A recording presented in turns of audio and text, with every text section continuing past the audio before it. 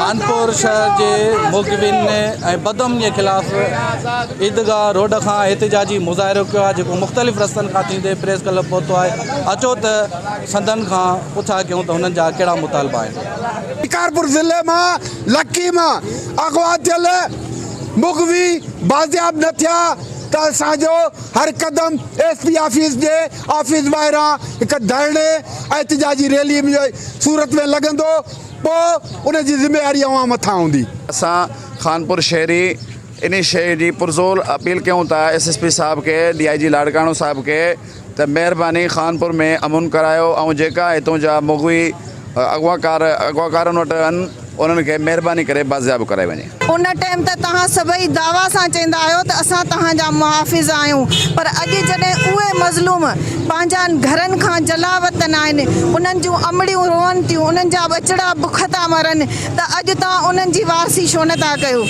ऐं मां जेको आहे हिकु भेरो ॿीहर ज़िला इंतिज़ामिया खे इहा अर्ज़ु थी करियां त जेकॾहिं असांजा मगवी आज़ादु न कराया त असां इहो पंहिंजे पूरे सिंध में एहतजाज जारी रखंदासीं। IG सिंध ऐं DIG लाड़काणो SSP शिकारपुर खां मुतालबो कयो त मुगविन खे जेको आहे बाज़ियाब कराए मुगविन जे वारसनि मां बेचैनी ख़तमु कई वञे। कैमरामैन अली अकबर सां गॾु ज़ुबैर अबड़ो, CTV न्यूज़ खानपुर।